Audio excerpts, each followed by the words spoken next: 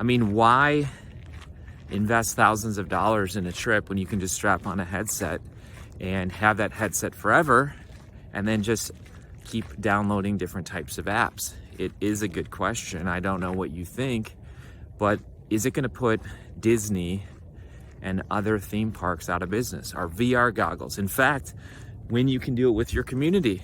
I mean, imagine that. You know, you don't have to get someone to fly with you. I mean, you can just ping your friend and text them and say, hey, jump on, let's roll. Let's go fight some dragons together.